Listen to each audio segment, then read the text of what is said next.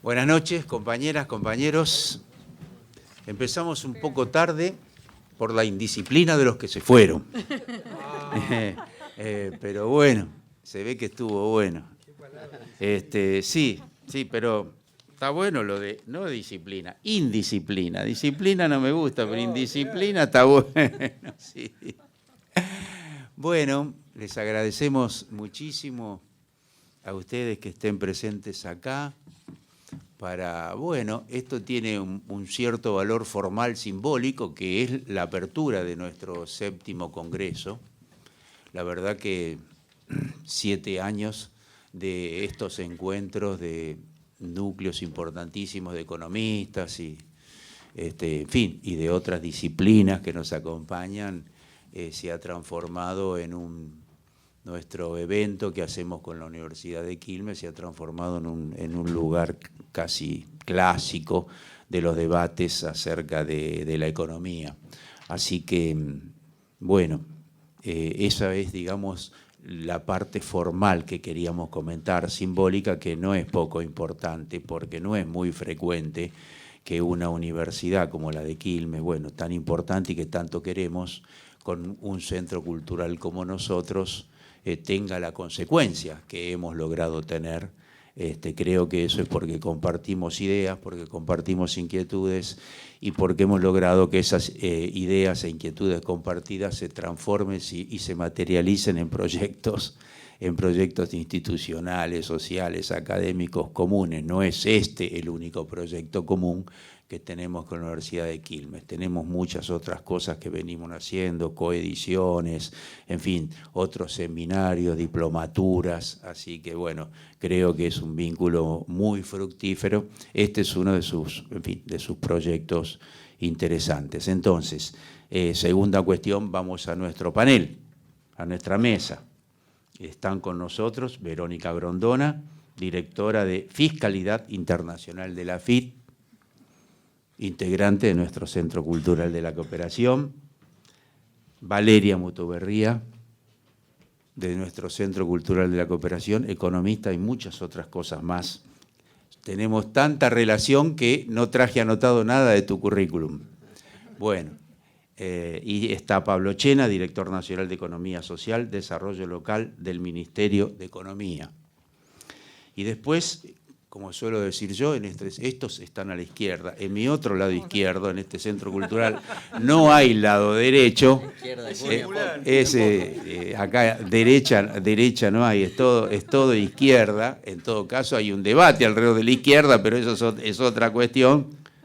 Amado Vudú, que le agradecemos muy especialmente que nos esté acompañando hoy acá y que, por supuesto, sí que no necesita currículum ni presentación.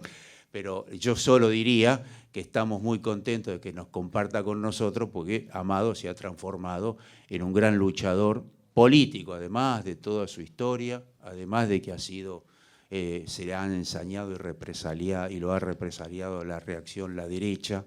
Se ha transformado en un referente y un gran luchador político de las mejores causas progresistas, nacionales, revolucionarias, en fin. Lo que él quiera, no voy yo a estereotiparlo, a Amado. Hágalo. Estaba leyendo a Gianni Bátimo hace poco y decía, han erradicado la palabra revolución, que revolución ahora es una especie de sinónimo de terrorismo. Y efectivamente es una derrota, es una de las tantas derrotas simbólicas que hablar de revolución parece como que hay una timidez por hablar de revolución. Ya no les gustaría ni que hablemos de Revolución de Mayo. Algunos van a hablar de evolución de Mayo, pero nunca revolución, ¿no es cierto? Ni que hablar revolución rusa, bolchevique, ni siquiera francesa. Ya la sola palabra revolución es un tema, ¿no? Y el tema del terrorismo, Saavedra, que era una especie de, me voy del tema pero ya vuelvo, una especie de Kerensky argentino, hablaba de Moreno como un robespierriano terrorista.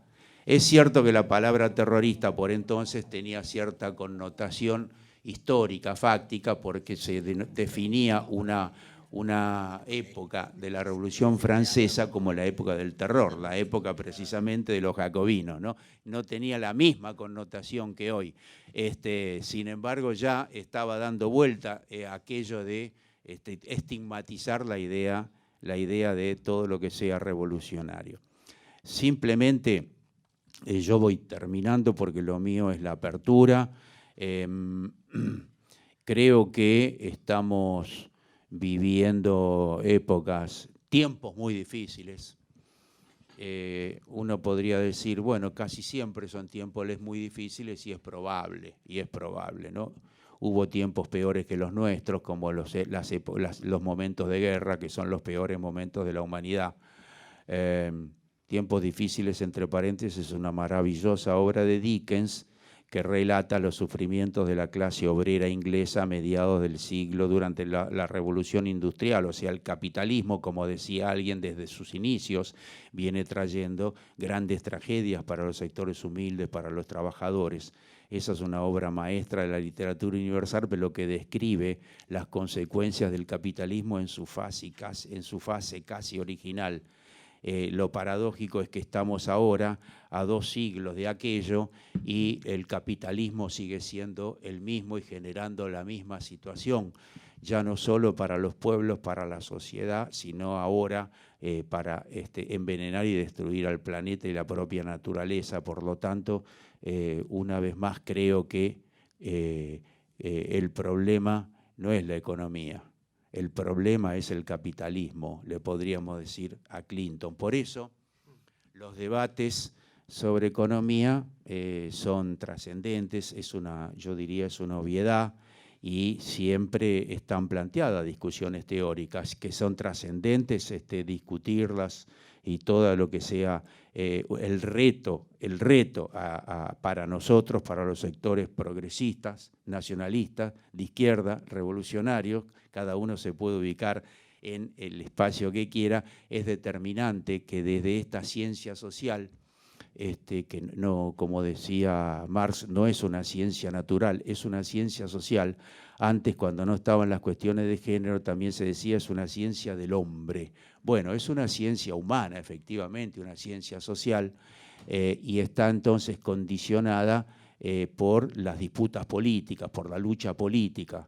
En definitiva, las ciencias sociales son disputa cultural, lucha cultural también. De eso se trata en un mundo donde hay una crisis civilizatoria fenomenal, precisamente producto de la acción del capitalismo que ha generado, que cada vez genera una situación a las sociedades del mundo que han llevado a crisis, ya diría, estructurales, estratégicas, ¿no? Ya no es solamente la fábrica de pobreza, de hambre y de muertos, de desigualdades sociales, sino todo, en fin, crisis ecológica, crisis migratoria, crisis energéticas, en fin, estamos en una situación efectivamente muy grave y nuestro país no se puede sustraer.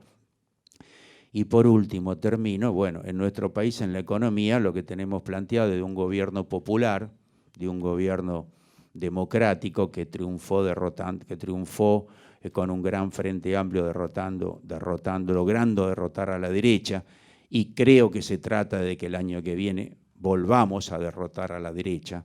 Ya tenemos claro, y ellos ya se ocupan más que nunca de explicar a lo que viene. Creo que esa es quizás la tarea más importante que tenemos. El asunto de nuestro debate es cómo transitamos estos meses críticos, este año y pico crítico, en materia económica y social, para que, en fin, un gobierno popular responda a sus compromisos fundacionales y a las necesidades, yo diría, más críticas, más urgentes de las grandes mayorías nacionales. Tiene que responder a los 18, 19 millones de pobres, a las clases medias que tenían una gran expectativa sobre el gobierno popular, y que, bueno, hay en ese sentido una cuestión de disconformidad hasta aquí en ese sentido, y bueno, ahí está planteado el debate de lo que se puede, lo que no se puede, lo que es posible, lo que no es posible, la relación de fuerzas, etcétera, etcétera, que trasciende a los economistas, pero que forma parte del debate también de los economistas, ¿no? Estoy recordando, y termino, que aquel libro que sin querer me vino a la mente con eso de tiempos difíciles, justamente lo que decía Dickens es que nada es imposible en una época tan dramática como la que describe en ese libro. Así que los dejo a ustedes con estos líos. Les reitero a ustedes el agradecimiento y muy especialmente acá a los compañeros y compañeras panelistas. Yo no sé, Martín, ¿cuál es el orden elaborado para esta? De izquierda a derecha. Bueno, de izquierda a izquierda. Muy bien. Bueno, adelante entonces. Arrancamos. Bueno, buenas tardes. Muchísimas gracias por la invitación. Muchas gracias, Martín. Muchas gracias al Centro Cultural de la Cooperación por este aporte de un espacio para un debate fundamental, creo yo, hoy en la Argentina. No sé cuánto tiempo más o menos tenemos. Eso sí, ¿hay algún parámetro? 15. Dale. Yo quería traer un par de ideas, 2 o 3 ideas, como para dejar flotando y poder también alimentar un debate necesario hoy en día.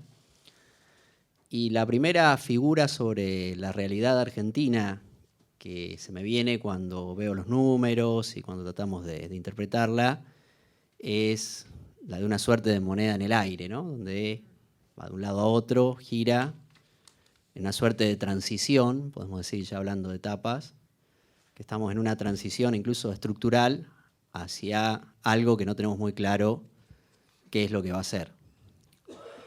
¿Por qué digo transición? Por el propio agotamiento que vemos tanto en lo social ya no da para más, lo económico está tensionado por todos lados, estamos viviendo una crisis muy grande de la economía de mercado, que tiene su origen, si tenemos que poner una fecha, por allá por mediados de 2018, cuando comienza la crisis cambiaria financiera, y eso no ha parado. Tuvimos un paréntesis en la pandemia, que de alguna manera dio un respiro respecto a cómo venía la situación económica previa, en términos de inflación, falta de dólares, problemas financieros, etcétera, de deuda. Pero terminado ese paréntesis, volvemos a encontrar o se vuelven a visibilizar los grandes problemas de la economía argentina, de la economía de mercado, diría yo, que hoy cruje por todos lados. Entonces tenemos una sociedad agotada, una economía que cruje por todos lados y una política que también siente los efectos de una suerte de políticas de las transiciones, ¿no? Estamos como de transición en transición. Transiciones neoliberales, transiciones de gobiernos populares, pero nos damos cuenta de que, yo creo, se ve claramente un agotamiento. Es decir, si nosotros no resolvemos los problemas estructurales que están abajo, vamos a estar en transiciones políticas permanentes. Y cuando hablo de problemas estructurales, para hablar más precisamente, lo que estamos viendo es un agotamiento del sistema, yo diría, del capitalismo tradicional de la Argentina. Es decir, si uno mira el ordenamiento laboral de nuestra sociedad, hoy hacemos un mapa laboral de la Argentina, 3 o 4 números son muy elocuentes. Nosotros tenemos una población económicamente activa de alrededor de 21 millones de personas, de los cuales solo 6 millones están registrados en la relación de trabajo con derechos plenos en el sector privado. Si vemos, para hacer un análisis estructural de nuestra situación, si pensamos en los 70, y tomamos el censo, por ejemplo, del año 70, en ese momento la población económicamente activa eran más o menos 9 millones, hoy somos 21,5, 21 millones y medio, es decir que la población económicamente activa ha crecido casi 140%. Sin embargo, cuando vemos los indicadores laborales, los indicadores del trabajo en relación de dependencia crecieron muy por debajo de la población económicamente activa. Es decir, tenemos indicadores del trabajo privado en relación de dependencia, que pasó de 4 millones de esa época a 6 millones, que, como les decía, somos ahora. En el Estado, hoy somos 3 millones, casi 3 millones y medio. En ese momento éramos alrededor de 2 millones y pico, es decir, ha aumentado. El Estado, digamos, como organizador laboral, en términos proporcionales, se mantuvo. Lo que se ha caído es la relación de dependencia. Y por otro lado, vemos como contracara que han aumentado muy por encima de la población económicamente activa lo que podríamos llamar los trabajos sin derechos, que tienen que ver con el trabajo por cuenta propia, que subió más del 300%, el trabajo informal, que subió también más de 250%. Es decir, vemos deterioro de las condiciones laborales y eso está marcando un problema de largo plazo. Y cuando nos acercamos al siglo XXI, los datos tampoco son muy auspiciosos. Es decir, si uno ve 2004, 2021, estaba mirando algunos números de crecimiento de la economía argentina, en promedio creció 3% por año y generó 137.000 puestos de trabajo más o menos por año. Estamos hablando 2004, 2021, tomemos en cuenta que la primera parte del kirchnerismo fue donde mayor impulso hubo a la generación de empleo. Si tomamos los últimos 10 años, eso se deteriora un montón. Pero tomemos, como les decía, 2004, 2021, tenemos, la Argentina necesita crear, en términos de empleo, por el crecimiento que tiene la población económicamente activa, alrededor de 300.000 puestos de trabajo. En promedio, como les decía, lo que se generó fueron 137.000 puestos de trabajo por año en el siglo XXI, tomando 2003, 2004, como les decía, 2021. Si nos acercamos a los últimos 10 años, la situación es más complicada todavía. En los últimos 10 años, prácticamente promedio punta a punta, la economía está estancada, creció 0,4%, o sea, es prácticamente un 0% estadístico, y generó 25.000 puestos de trabajo. Estamos hablando que necesitábamos 300.000, es decir, en 10 años se generó el equivalente a la necesidad de un año, ni siquiera se llegó a eso. Si nos acercamos un poco más, le tenemos que sumar la crisis financiera y la crisis monetaria del 2018 en adelante. Es decir, que tenemos una foto y una película que, si nos vamos a basar solo en la economía de mercado, la economía tradicional de mercado, estamos en una dificultad muy grande. Dicho eso, con ese diagnóstico, la pregunta es, desde la política y desde la economía, desde la propuesta económica, ¿cómo se resuelve? O sea, ¿cuál va a ser el largo plazo de la Argentina? ¿Cuál va a ser la propuesta de largo plazo de la Argentina? Y yo creo que ahí tenemos dos miradas que son las que hay que profundizar.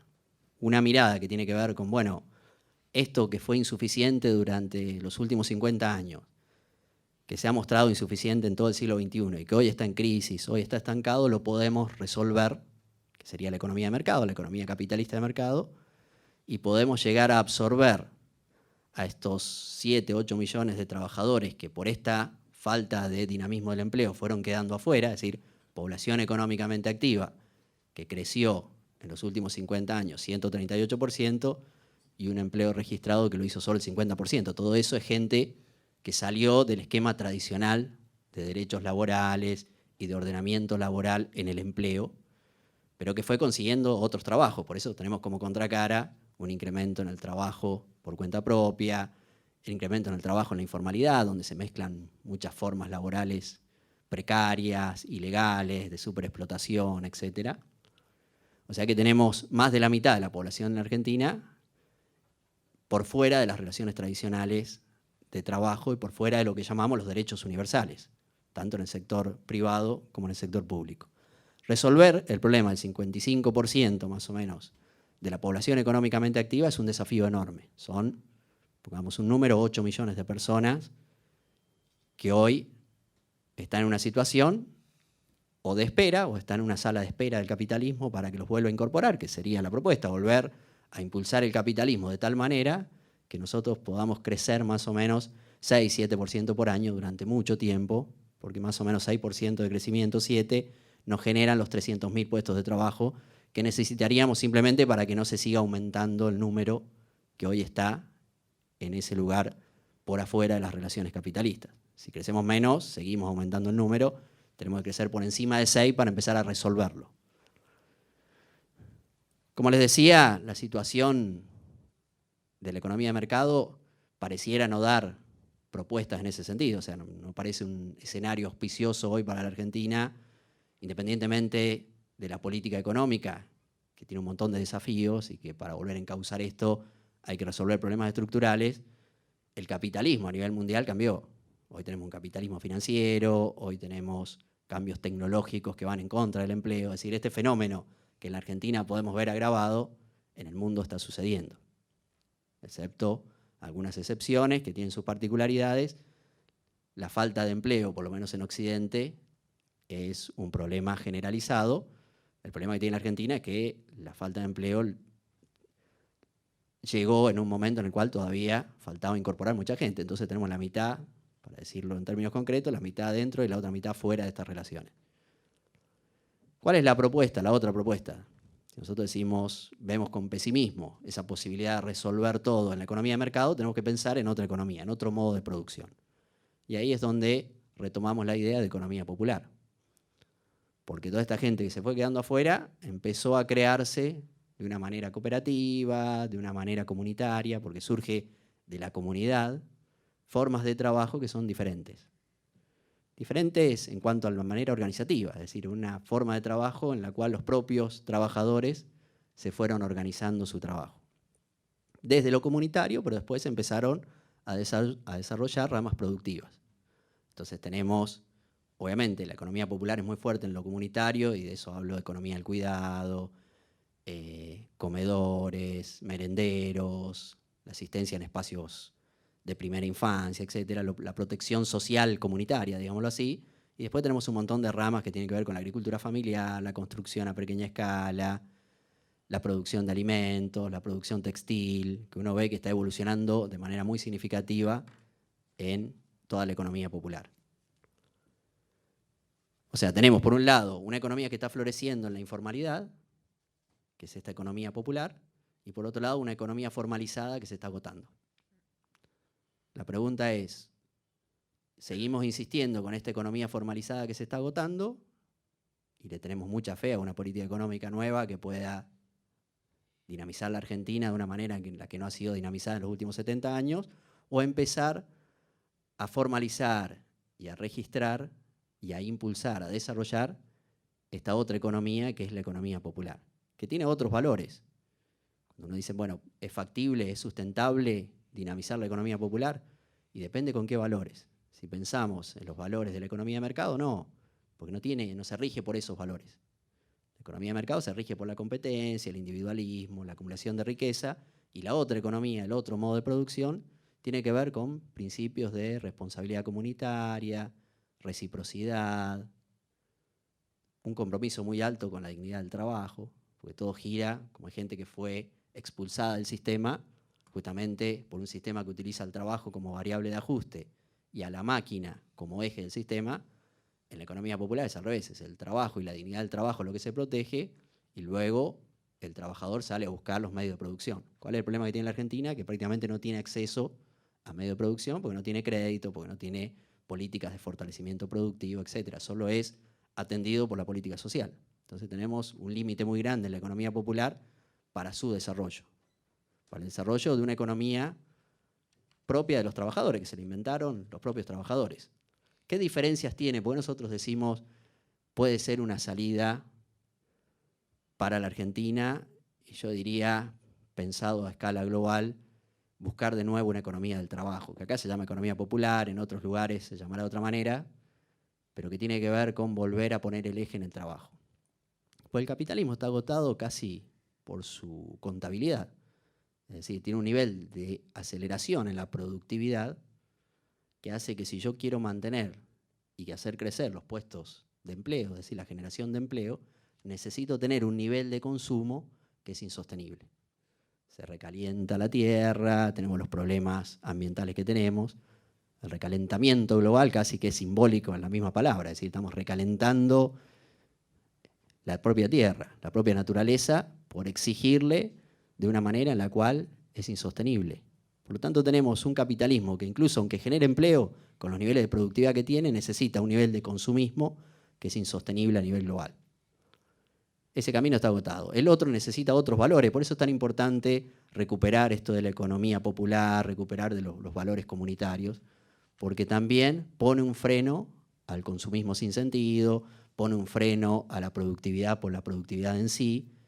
Y cuando uno ve si efectivamente estamos o no frente a un modo de producción, que es la gran pregunta, que yo creo que es la pregunta del momento, es decir, ¿la economía popular es efectivamente un modo de producción alternativo para la Argentina o no? Para eso la economía política nos hace 3 preguntas. Nos dice, bueno, en términos productivos, ¿ustedes qué son? En términos de distribución, ¿ustedes qué proponen? Y en términos de consumo, ¿cómo cierran el círculo de la economía política? Producción, distribución, consumo. Y en la producción, la economía popular es muy clara. El eje no está puesto y el ritmo no está puesto por la máquina. Es decir, hay un ritmo que es el ritmo de la máquina, el ritmo de la productividad, que esa es la economía capitalista.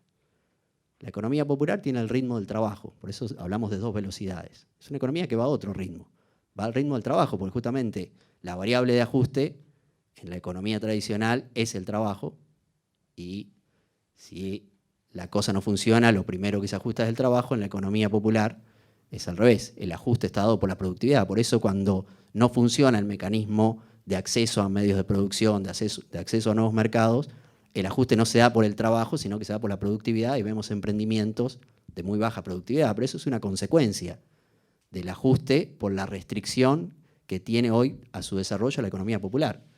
Cuando nosotros vemos una economía de mercado que no se desarrolla porque está restringida por los dólares, la restricción externa le llamamos, la economía popular no se desarrolla porque está restringida por su propia informalidad, que no le permite acceder a crédito, a canales de comercialización, a fortalecimientos productivos, etcétera, que le permitan aumentar la productividad. Su variable de ajuste es la productividad. Si vamos al esquema de distribución, ¿por qué creemos que es una economía más justa? Que si desarrollamos esta economía estamos impulsando una mejor distribución estructural del ingreso en la Argentina. Estamos rompiendo esa idea de pobreza estructural o desigualdad estructural. Efectivamente, es estructural en la economía de mercado que tenemos. No es estructural si proponemos otro modo de producción. Y este modo de producción, que es la economía popular, se sostiene básicamente en los precios justos. ¿Qué es un precio justo? A diferencia de los precios, podríamos llamar a los Adam Smith, los precios naturales, los precios especulativos que hoy vivimos en la economía de mercado, son muy palpables en la Argentina. Frente al precio especulativo, yo puedo controlar esa especulación y llamarle precios cuidados, o puedo proponer producir de otra manera, que son los precios justos, a través de otro modo de producción. ¿Por qué justo? Porque permite dignificar a quien produce, es decir, la dignificación del trabajo, volver a poner el eje en el trabajo digno, y es justo porque tiene acceso la comunidad. ¿Por qué la economía popular lo puede hacer? Porque la economía popular solo rige el principio del trabajo, mientras que la otra economía ha ido subiendo sobre sus espaldas clases parasitarias, clases ociosas. Entonces, cuando uno agarra un precio hecho por la economía de mercado, empieza a ver que el 30% es renta monopólica, el 20% es renta de la tierra, lo otro es sobreprecios en la logística, etcétera, etcétera. Y el trabajador, la sociedad queda excluida del consumo porque el precio es altísimo, y el trabajador queda con salarios bajos y vive en la pobreza. ¿Por qué sucede eso? Porque hay un montón de clase ociosa encima del sistema de mercado. La economía popular por eso propone en la agenda de los movimientos sociales tierra, techo y trabajo. O sea, no puede, la economía popular no va a tener futuro si forma sus precios teniendo que abastecer a rentistas. Es una economía en la cual tiene que volver a poner el eje en una sola clase, que son los trabajadores. Porque eso va a dignificar el trabajo. El trabajador no puede quedar a la cola, tiene que volver a estructurar su producción en función a una retribución al trabajo. ¿Eso cómo se hace? Sacándole todo el rentismo y toda la clase ociosa que prácticamente se ha comido a la economía de mercado, y por eso hoy agoniza. Entonces tenemos un mecanismo de producción, tenemos un mecanismo de distribución a través de precios justos y del eje puesto en el trabajo, y también una forma de consumo para que todo esto sea sostenible. La forma de consumo del capitalismo es el consumismo, producto de que la productividad, porque el ritmo lo pone la máquina, te obliga a consumir todo eso para no dislocar lo social. Frente a ese consumismo excluyente, porque eso se monta sobre precios especulativos, la economía popular propone el precio justo y un consumo racional. Un consumo que no hace falta que sea racional y que sea para todos, que sea incluyente. Lo podemos hacer, se está haciendo, existe y existe como lo social de la economía, eso es lo loco. ¿Por qué no pasa a ser la economía política? Si tenemos los tres ingredientes, tenemos la producción, la distribución, el consumo, los valores, para hacer un modo de producción alternativo en la Argentina, y tenemos casi 8 millones de personas que lo están desarrollando hoy y que lo único que piden es formalizar esta manera de producir y darles instrumentos para su desarrollo en lo que hace a crédito, en lo que hace a fortalecimiento productivo, canales de comercialización, etcétera, para poder consolidarse como un modo de producción alternativo. Así que bueno, muchísimas gracias por la invitación y era eso para reflexionar.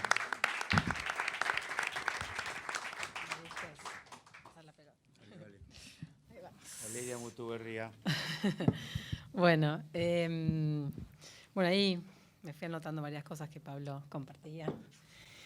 A ver, yo lo que primero quiero celebrar es que en un encuentro de economía política estemos hablando de economía social, solidaria y popular y que tengamos un eje específico en el cual nos demos los espacios para poder debatir, ¿no?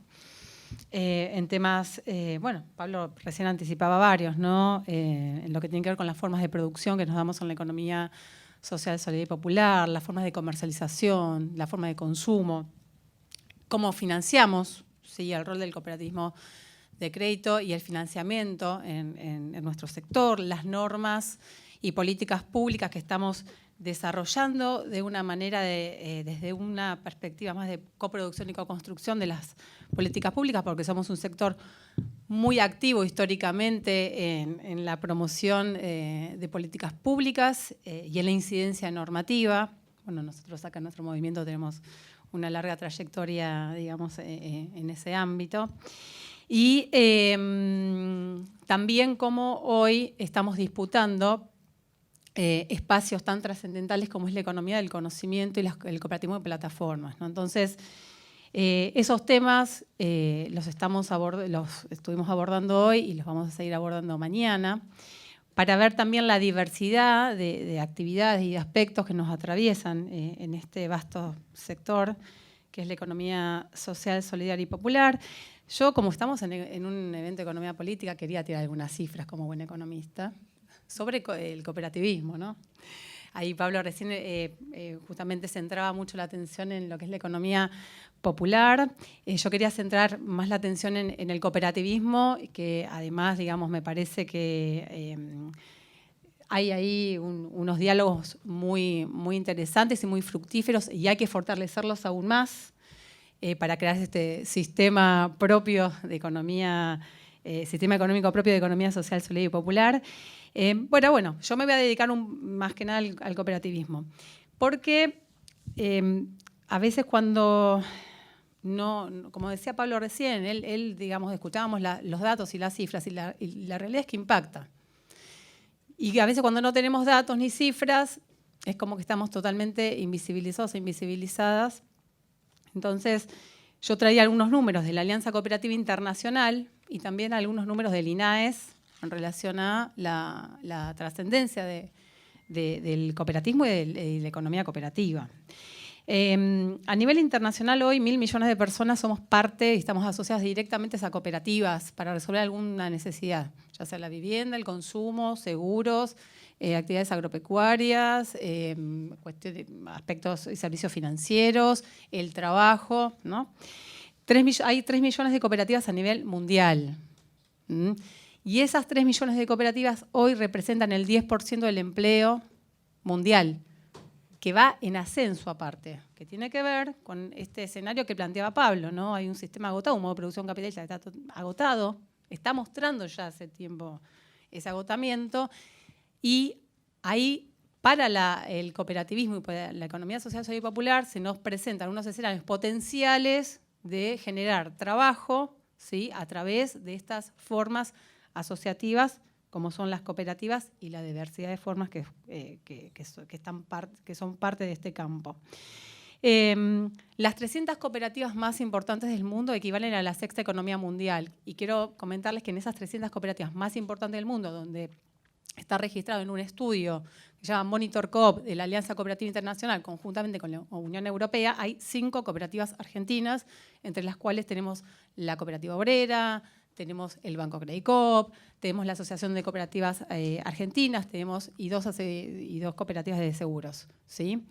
Digo porque aparte el cooperativismo argentino tiene un peso importante, digamos, a nivel mundial. Si queremos ver qué sucede aquí en Argentina, el cooperativismo viene creciendo de manera sostenida desde el año 2000 en adelante, más allá de que tuvimos algunos embates durante el gobierno de Macri en relación a la suspensión de matrículas de cooperativas, dejando sin trabajo a compañeras y compañeros, pero la realidad es que venimos, digamos, que son procesos que se están intentando revertir. Venimos ya desde hace décadas con un crecimiento sostenido y hoy en Argentina tenemos más de 18.000 cooperativas, ¿sí? Que generan más de 500.000 puestos de trabajo y que representamos, según estimaciones, porque hay algo que sí todavía tenemos grandes desafíos, y acá Pablo me va a saber comprender quizás, en sistemas de información para poder, digamos, saber con mayor exactitud, ¿sí?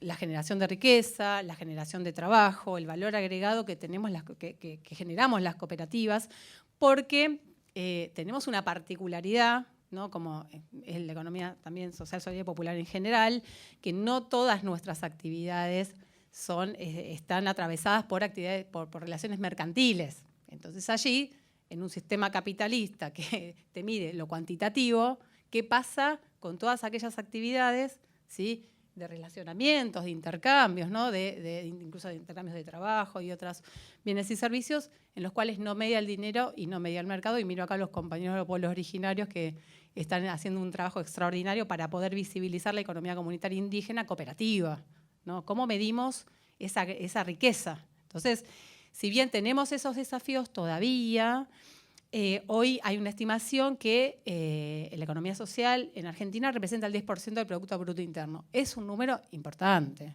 ¿sí? Y somos 20 millones de personas aproximadamente que resolvemos también nuestro trabajo y nuestras distintas necesidades a través de estas cooperativas. En los últimos años, a partir del 2001-2002, empezó a transformarse mucho el cooperativismo en Argentina y hoy el 75% del cooperativismo en Argentina es de trabajo. Dialoga con lo que decía Pablo, ¿no? Se va agotando, ¿no? Porque los trabajadores asalariados estamos clavados en 6 millones de personas hace ya tiempo, ¿sí? Sin embargo, la economía popular está creciendo cada vez más y también el cooperativismo, ¿sí? Se va, digamos, ya está, no digo como que totalmente instituido, pero sí, digamos, hemos avanzado muchísimo. Hoy es una herramienta potencial de generación de trabajo, ¿sí? Para las personas que no resuelven a través del trabajo asalariado. Hoy ya se piensa como una herramienta de inclusión en el mundo del trabajo. Y si vamos a poblaciones, digamos, como con características muy específicas, hoy tuvimos la disertación de compañeros y compañeras que trabajan con usuarios y usuarias de salud mental, ¿sí? De servicios de salud mental. Hay una red de cooperativas sociales hoy, ¿sí? En Argentina que genera, digamos, cooperativas de inclusión sociolaboral para personas que están en esa situación, que de otra manera no conseguirían insertarse en el mundo del trabajo. Y pasa también con otras poblaciones. Estamos hablando de personas en situaciones de contexto de encierro, ¿sí? O expresidiarias que a través del cooperativismo de trabajo han logrado, ¿no? Tener su trabajo, sus ingresos, ¿no? Así que bueno, podemos nombrar de esos casos un montón, porque el cooperativismo, la realidad es que hoy está dando respuesta, digamos, al trabajo en todos sus aspectos y en todos sus matices, ¿no? Por eso entendemos que el cooperativismo es una herramienta de transformación social porque, como también ahí Pablo estaba caracterizando la economía popular, nosotros, digamos, somos expresiones las cooperativas que ponemos en el centro el trabajo. Primero ponemos en el centro las formas asociativas de vivir y de producir. Ponemos en el centro del trabajo, ponemos en el centro la sostenibilidad de la vida, ¿no? En esto que también Pablo mencionaba, no la ganancia ni el lucro, sino la sostenibilidad de la vida. Y la propiedad colectiva de los medios de producción, tema que estamos en las antípodas del sistema capitalista, donde la columna, digamos, donde el principio estructurante es la propiedad privada, y gestionamos de manera democrática. Todos somos parte, todas y todos somos parte de la gestión de esa cooperativa. Y nos comprendemos como organizaciones económicas, cooperativas económicas, porque producimos bienes y servicios, vendemos, ¿no? Con esa finalidad que decía recién, satisfacer necesidades para la sostenibilidad de la vida, y también somos organizaciones sociales porque tenemos un compromiso social. En esto, por ejemplo, que recién Pablo mencionaba, ¿no? Bueno, parte importante de la economía popular está, digamos, prestando servicios para la comunidad, ¿no? El reciclado, aspectos comunitarios, la producción de alimentos, ¿sí? O sea, no son solamente, digamos, actividades que tienen un impacto en los asociados o asociadas o quienes somos parte de esas organizaciones, sino que tenemos un anclaje territorial y comunitario, ¿sí? Porque esa también es una de nuestras características, no mirarnos hacia adentro y quedarnos, digamos, en nuestras propias organizaciones, sino también un servicio y un compromiso con la sociedad. Así que, bueno, esas son las características. Generamos, y aparte quiero mencionar que acá puntualmente en Argentina, ¿no? Tenemos una diversidad en el cooperativismo extremadamente interesante, desde lo que son, bueno, el único banco cooperativo, que es el Banco Credicop, que es uno de los principales bancos del sistema financiero en Argentina, hasta la producción de alimentos, cooperativas de consumo, las cooperativas de trabajo que recién mencionábamos, que a su vez realizan diversidad de actividades económicas, ¿no? Tenemos desde la agricultura familiar hasta economía del conocimiento. Tenemos cooperativas que llevan adelante servicios, digamos, de innovación tecnológica, como es IMOWI, que es un producto, es un servicio de telefonía celular, ¿no? Que está, digamos, gestionado por las cooperativas y que llega a lugares donde no llega ninguna otra empresa de telefonía celular. Tenemos, bueno, ya dije agropecuaria. Bueno. Para, digamos, ir un poco cerrando y dejándole la palabra a Vero, que va a tocar un tema también muy, muy interesante.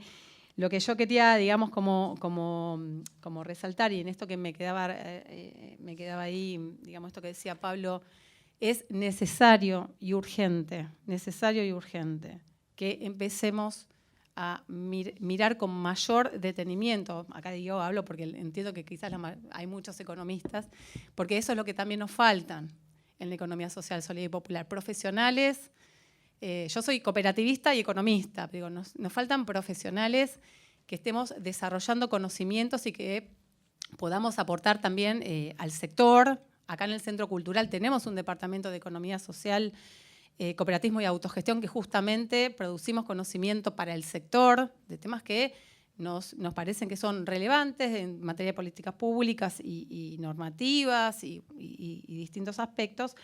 Me parece que tenemos que tener un mayor compromiso, ¿sí? E invitamos a quienes se quieran empapar de estos temas, porque hoy el cooperativismo y la economía social, solidaria y popular frente a los problemas y a los desafíos que tenemos, y no me quiero centrar en lo nacional, en el sistema mundo, porque acá esto que planteaba Pablo tiene que ver también con lo que está pasando a nivel mundial. Tenemos cada vez más menos ricos y más pobres, ¿sí? No hay escasez, hay una mala distribución de la riqueza, y en eso también velamos las cooperativas para que ello no suceda. Entonces, me parece que es importante darnos el lugar que nos corresponde y también valorizar el trabajo cotidiano que hacemos las cooperativas y el esfuerzo, ¿no?, de estar brindando servicios y productos en un sistema capitalista y en un mercado que juega con otras reglas. Así todo, hoy presentaron una ponencia súper interesante justamente de los precios de la economía popular, presentada por la cooperativa CESO, es una cooperativa de investigadores e investigadoras, y mostraba las ventajas, hasta en esos términos, ¿no?, ventajas que teníamos de consumir en la economía social, solidaria y popular, que los precios son menores, que los alimentos son de mayor calidad, ¿no? Entonces, que toda esta especulación que planteaba Pablo no está presente en la economía social, solidaria y popular. Si somos consumidores y consumidoras, tenemos que ser sujetos, o sea, siendo consumidores y consumidoras somos sujetos políticos. Cada vez que elegimos algo para consumir, estamos eligiendo explotación del trabajo o no explotación del trabajo, que sigan empresas acumulando la riqueza o no, o apostando, digamos, a otras formas de consumo. Entonces, me parece que es importante hoy, en esta situación que pasamos ¿no?, a nivel societal, darle la centralidad que se merece a la economía social, solidaria y popular, al cooperativismo y apostar a estas formas asociativas que van en crecimiento en pos de una sociedad más justa, más solidaria, más cooperativa y voy a decir también más feminista. Muchas gracias.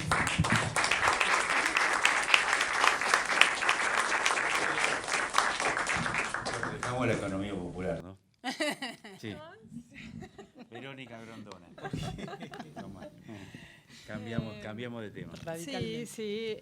Bueno, yo estaba tratando de pensar cómo hacer los vínculos, digamos, entre cómo linkear, pero bueno, no, algunas cuestiones creo que hay, de todas maneras, ¿no? Esto no de el aumento de la riqueza de algunos a nivel mundial.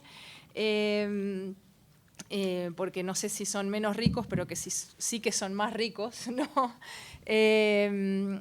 Y bueno, y yo por ahí de lo que iba a hablar tiene más que ver con evasión y elusión, algunas cuestiones por ahí en la tangente tocando con fuga de capitales también, ¿no?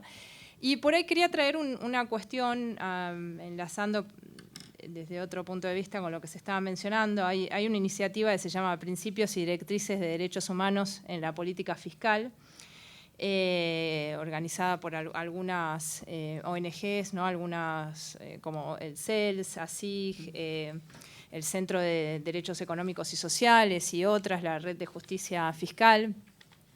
Y ellos han sacado unos principios y directrices, ¿no?, sobre los derechos humanos y la política fiscal, y entre ellos, alguno de ellos habla de la obligación de respetar, proteger y garantizar los derechos, exigen un rol activo y un fortalecimiento del Estado y limitar la discrecionalidad estatal en materia de política fiscal, ¿no? Otros que hablan acerca del fortalecimiento de las administraciones tributarias para luchar contra el fraude fiscal, para también hacer más efectiva y eficiente la recaudación de impuestos y la lucha contra la evasión y la elusión fiscal. Digamos, un poco como para traer esto, la lucha contra la evasión y la elusión fiscal también es parte de la política fiscal, ¿no? Y hace no solo a una mayor recaudación de impuestos, sino también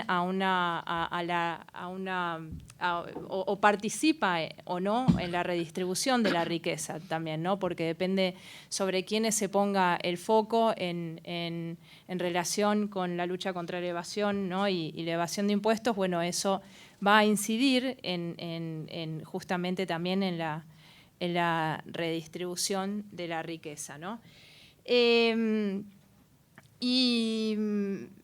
Entonces, sobre esto, digamos, yo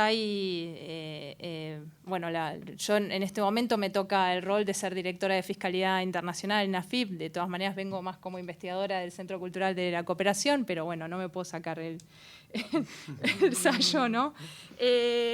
Y sobre esto se trabaja, ¿no? Desde la administración pública, ¿no? Es una tarea muy difícil la que toca, porque es una tarea muy desigual, aun cuando una administración tributaria como AFIP, la verdad es que es un orgullo, ¿no? en América Latina, ¿no? Particularmente. Pero bueno, contamos con más herramientas que las que se contaban por ahí hace 10 años o hace 15 años. Eso también, ¿no? Como para para ejercer, ¿no? esta recaudación nuevamente, o este foco, esta fiscalización sobre los que más más posibilidades tienen de evadir, que a su vez son quienes utilizan más facilitadores, ¿no? Facilitadores tanto como abogados, estudios jurídicos y fiscales, como también los bancos, ¿no? En Argentina y en distintas partes del mundo, que hoy brindan, la verdad, enormes posibilidades como para esconder el dinero, ¿no? Sea, digamos, las posibilidades de esconder, ¿no? los activos que tienen el patrimonio en jurisdicciones que o bien no participan de la cooperación internacional, o a través de estructuras súper complejas que, por más que participen en la cooperación internacional, son desentrañar esas estructuras. Es un trabajo complejo y bueno, muy complejo, ¿no? Sin embargo, tenemos más información hoy también que la que teníamos, quizás, como decía antes, hace 10 años. Hoy tenemos distintos regímenes de intercambio de información que por ahí hace 10 años estaban apenas comenzando, ¿no? Hace 10 años el foco estaba en el intercambio bajo requerimiento, que significa que una administración tributaria le puede pedir a sus pares en el exterior, siempre y cuando, digamos, no realice una excursión a la pesca, como se dice, siempre y cuando tenga alguna presunción de información, ¿no? O sea, siempre y cuando yo sepa que este fulano o fulana tiene una cuenta en el Citibank de Nueva York, ¿no? Entonces, si yo sé que tiene una cuenta en el Citibank de Nueva York, puedo ir a pedirle información al fisco, a la administración, al IRS, ¿no? A la Administración Tributaria Norteamericana, para que me dé esa información. Pero la mayor parte de las veces yo no sé si alguien tiene una cuenta o no la tiene, ¿no? O no lo sabía antes. Hoy por hoy contamos con un caudal de información, sin embargo, que es mucho mayor, porque hoy recibimos información de 600.000 cuentas, por ejemplo, ¿no? Es un dato igual no para tomar como una referencia de que existen 600.000 cuentas en el exterior, porque por ahí hay repeticiones, hay un montón, es un dato bastante sucio. Pero recibimos hoy esa información a través del intercambio automático. Y AFIP, de hecho, es una de las administraciones tributarias que está haciendo una explotación muy grande de esa información, mayor que quizás muchos otros países. ¿Por qué? Porque tenemos un impuesto a los bienes personales que nos permite quizás hacer una relación más directa entre, digamos, la existencia de una cuenta y la exteriorización o no de la misma en un impuesto a los bienes personales. Bueno, eso es una política de Estado también, sostener, ¿no? Un impuesto con los bienes personales o un aporte como es el aporte solidario a las grandes fortunas, ¿no? Entonces, estas son políticas de Estados que, digamos, teniendo la información hoy, nos permiten poder utilizarla como para fiscalizar a quienes tenemos que fiscalizar, que son aquellos que tienen mayor posibilidades de ocultar el dinero en el exterior, ¿no? Sin embargo, como mencionaba antes, quizás la presión o más bien bueno, hoy por hoy existe a nivel internacional unas enormes posibilidades de arbitrar, ¿no? Para determinados sujetos, de arbitrar entre distintas jurisdicciones para localizarse y localizarse a sus activos, o también, digamos, y por ahí trayendo algo de lo que se mencionaba antes, ¿no? Sobre las desiguales productividades de unos y otros sujetos en la economía. Hoy hay sujetos que quizás, la comparación quizás es bastante desigual si entendemos o si sabemos, ¿no? O si reconocemos que hay sujetos que quizás tienen enormes posibilidades de hacer o tener una altísima productividad en jurisdicciones en las que no tienen ni siquiera empleados, ¿no? Digamos, hoy es lo que pasa en el entramado de multinacionales. Hoy una multinacional localiza sus sociedades, ¿no? Como cáscaras que en estas extraordinarias ponencias o este extraordinario congreso, ¿no? Heterodoxo del Centro Cultural de la Cooperación y de la UNCI. Bueno, hay algunas ponencias, algunos que han hablado sobre esto, ¿no? De algunas sociedades que justamente aprovechan las posibilidades de armar distintas cáscaras societarias como para localizar en una u otra jurisdicción toda la ganancia y nada de los activos, ¿no?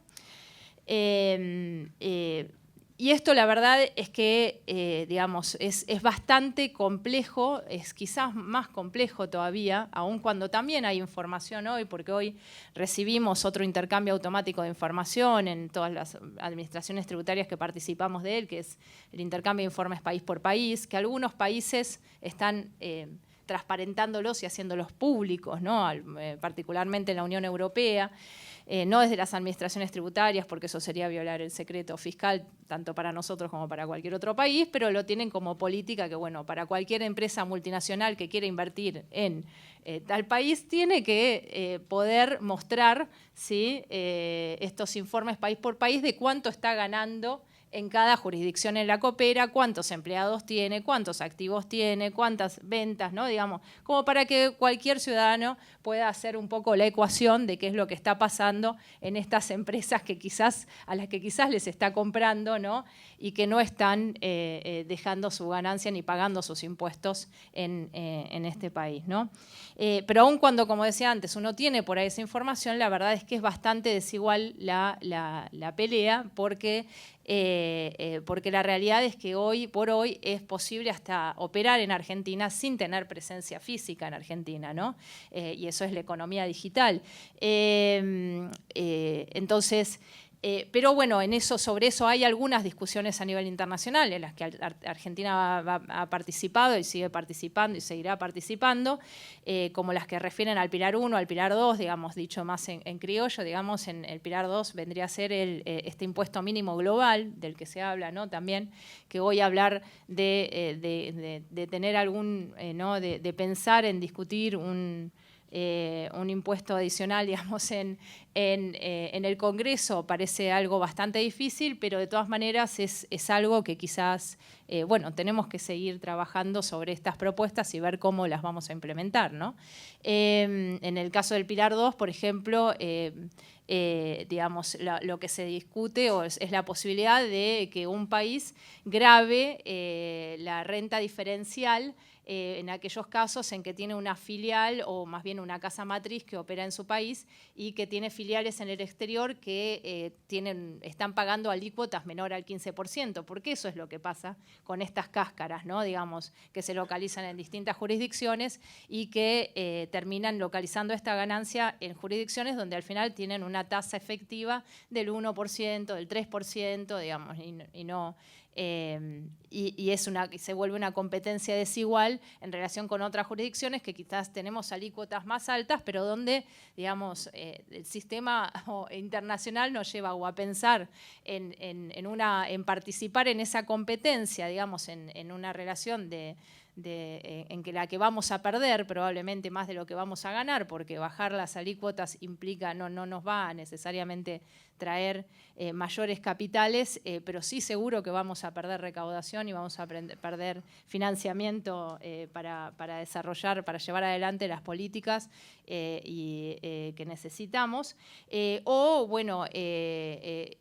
implementar algunas soluciones como estas que se están discutiendo a nivel global, que no son perfectas, han sido desarrolladas en general para favorecer, también hay que decirlo, más a los países donde está la residencia del capital que al resto de los países, pero que gozan de cierto consenso global que permite también pensar hacia adelante, bueno, o implementarlas, incluso obtener información para implementarla, porque esa es la otra cuestión, ¿no? Digamos, uno puede implementar algo y después no tener la información para hacerlo, se vuelve también, hace que no tenga sentido o que termine siendo un esfuerzo vano, ¿no? Así que bueno, eso es un poco lo que traía. Igual hay otra cuestión que en realidad por ahí sí, linkeando, no quedan muchos de los que estaban en el anterior panel, pero en el anterior panel había una cuestión que había sido soltada ahí por Delfina Rossi, ¿no? De que también estamos por ahí en un escenario internacional en el que... bueno, es distinto de lo que era hace 3 años, hace 4 años, ¿no? Hemos pasado por una pandemia, hay una guerra que bueno, no me animo a llamarla mundial, pero digamos involucra a un número de países que son mayores a los que parecen ser, ¿no? Y bueno, y hay una situación de debilitamiento, digamos, de otros países, de determinadas economías, si se quiere, y donde quizás también es un momento como para aprovechar a rediscutir o a renegociar o a repensar, ¿no? Algunos acuerdos como el acuerdo de Mercosur, Unión Europea-Mercosur, que en su momento fue negociado, ¿no? Porque que fue negociado en condiciones que iban muy... que eran muy, digamos, desventajosas para un país como Argentina, ¿no? Pero que en este momento, y que no ha sido al final, digamos, no llegamos a la ratificación del convenio, todavía está en instancias que pueden trabajarse, bueno, eso lo lleva...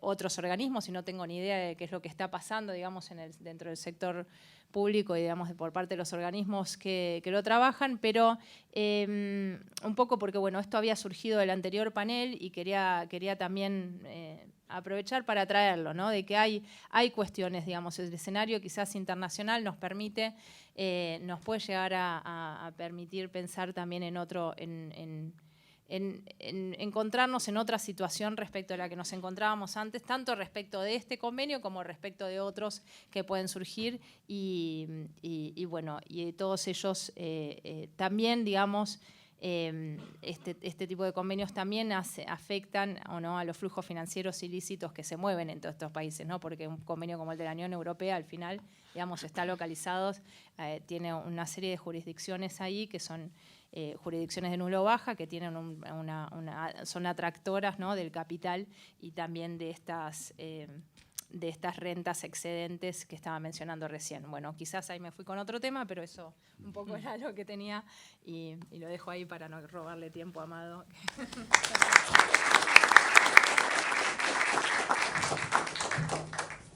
Los que tengan cuentas en Delaware, tengan cuidado con esta chica. Hay pocas acá. Bueno, muy buenas noches.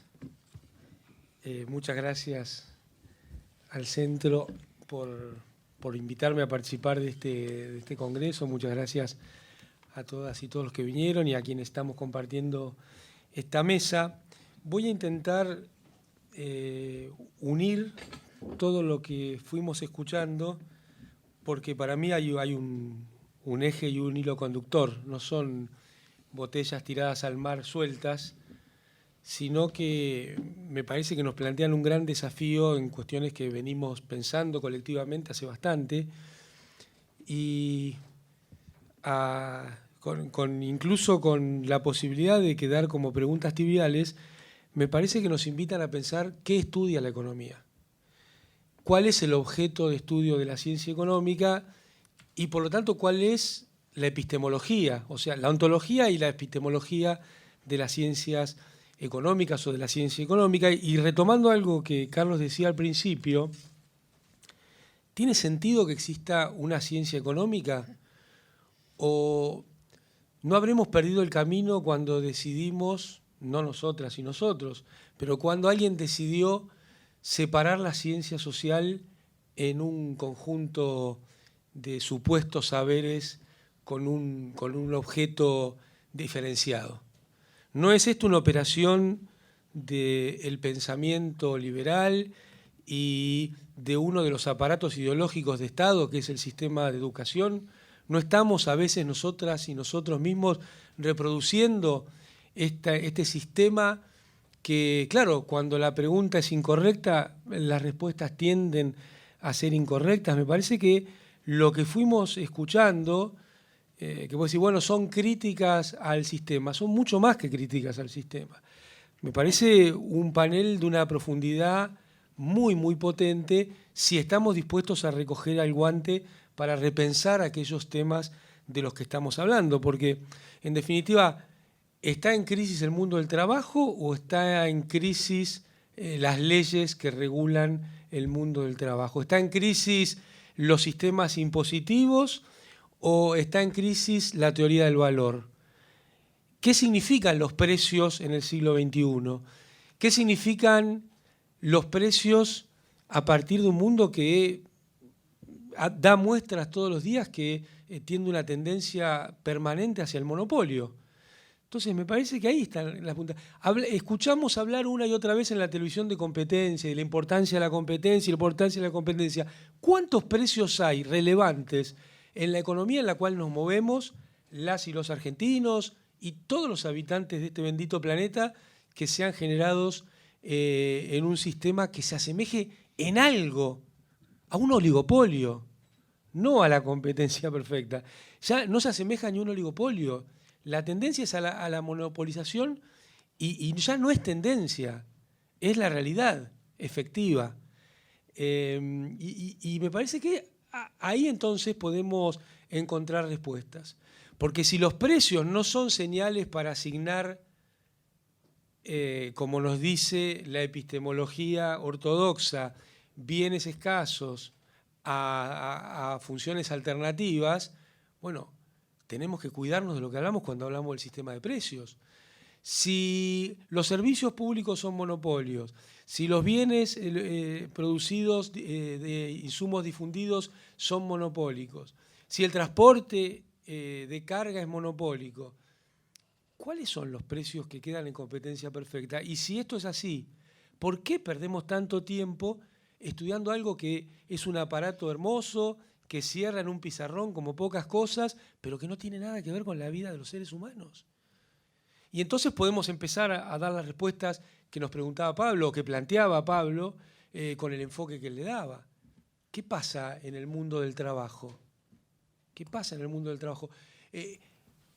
¿Podemos ser capaces de decir a esta altura del debate de que el problema de la economía son los derechos y los ingresos de las trabajadoras y trabajadores? Perdimos el rumbo. Si todo lo que escuchamos en el debate académico y en los medios y en el debate político es cierto, vivimos en un mundo donde las trabajadoras y trabajadores están explotando a los capitalistas.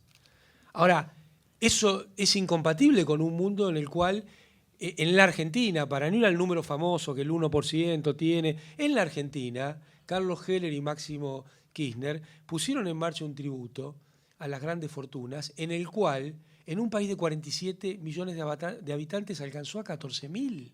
¿Eso no es una medida de la concentración del ingreso? 14.000 personas que además muchas son de los mismos grupos económicos y otras son familiares. ¿Eso no nos da una medida de cuál es el verdadero problema y cuál debiera ser el objeto de estudio de la economía? En las cuestiones de cómo se organiza la propiedad y cómo se organiza la función de la producción de bienes y servicios, ¿no nos damos cuenta que este sistema es absurdo decir que sea un límite, porque va a encontrar cómo reconvertirse si no somos capaces de dar una respuesta sistemática, institucional y transformadora, revolucionaria, diría Junio. Y voy a estar de acuerdo con esa necesidad. El sistema tributario, que escuchábamos tan buena descripción, está hecho para que funcione el sistema económico, para que haya más concentración del capital. Entonces, me parece que lo que tendríamos que estar discutiendo, lo que estamos discutiendo, es la institucionalidad misma que está rigiendo la vida de los seres humanos.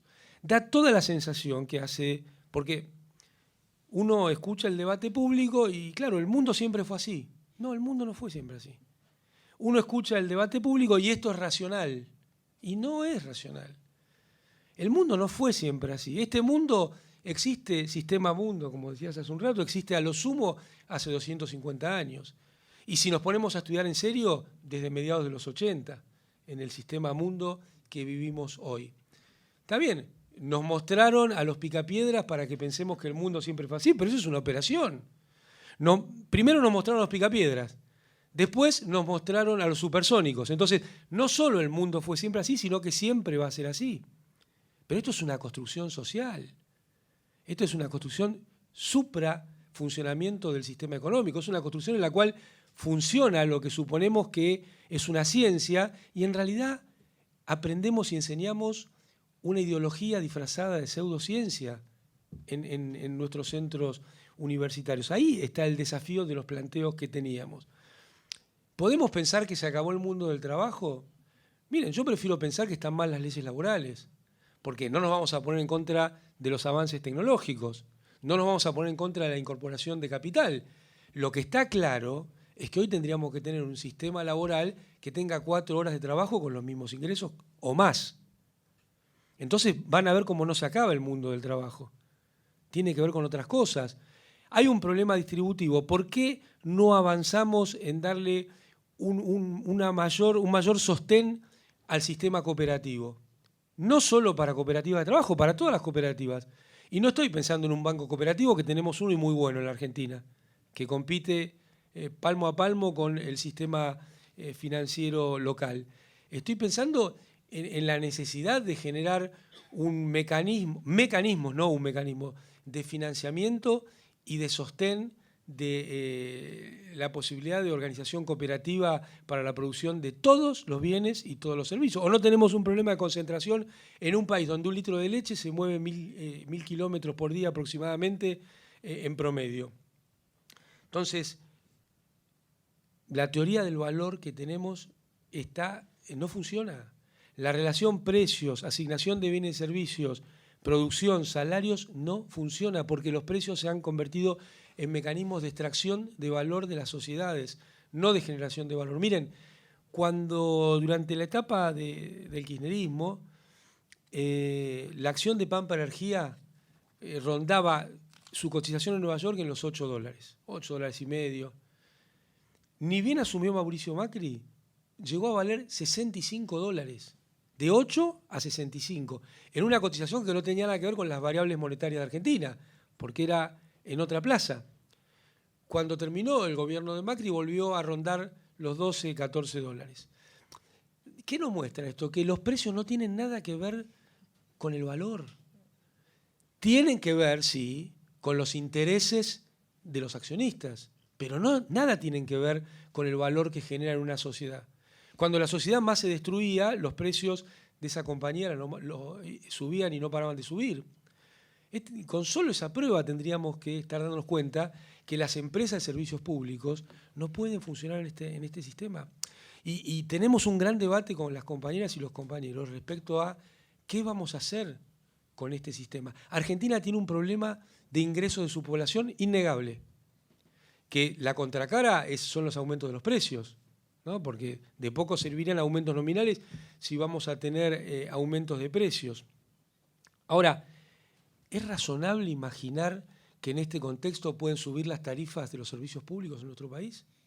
¿No suena que es un disparate total? Tarifas de servicios públicos que además solo facturan en pesos, pero claro, como tiene accionistas extranjeros, las utilidades hay que convertirlas en dólares para que se las puedan llevar. Y es legal, y es lícito. ¿Tiene sentido que los servicios públicos estén en manos privadas?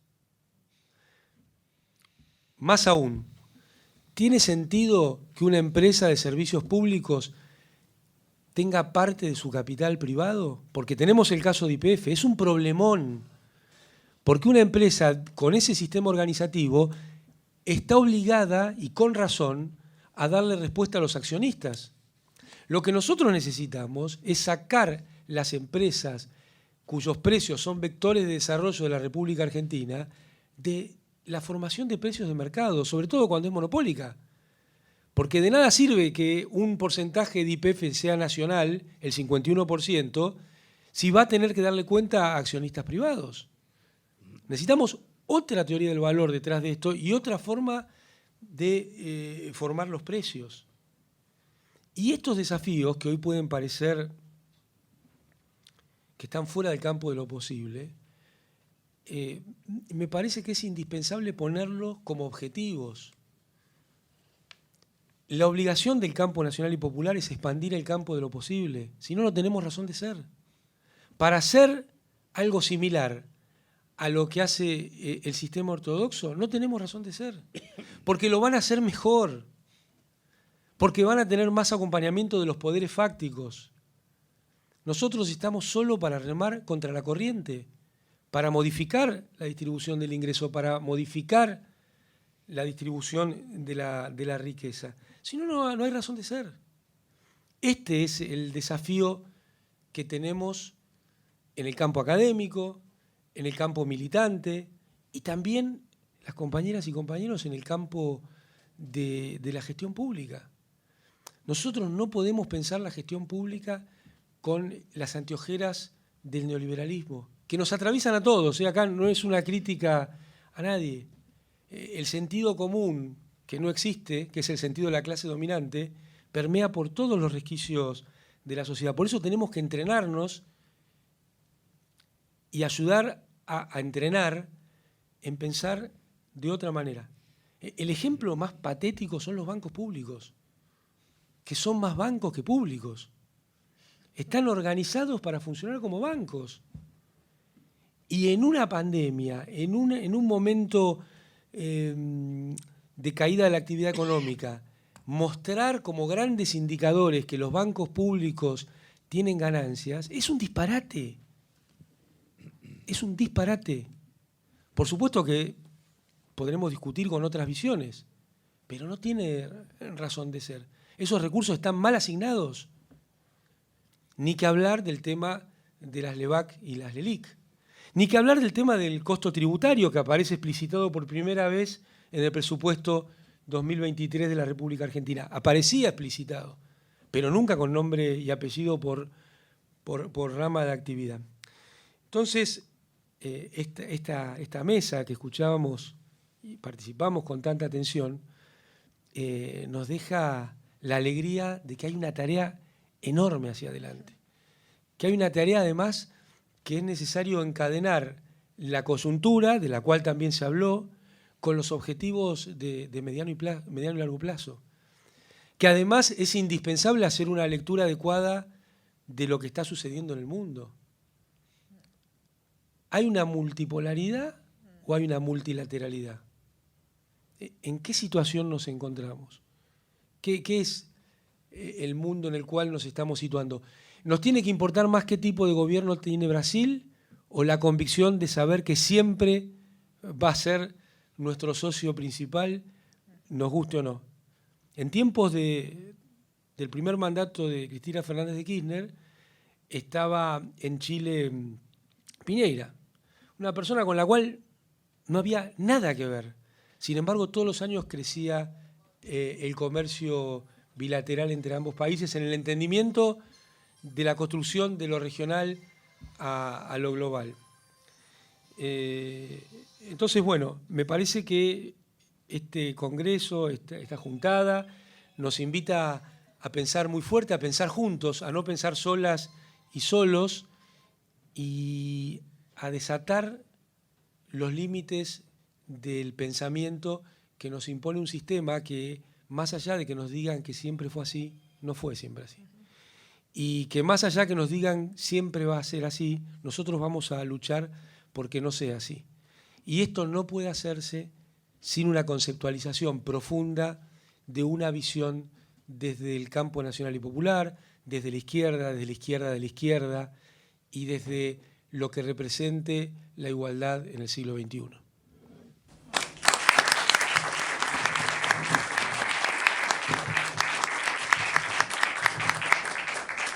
Bueno, si les parece vamos a dar por terminado.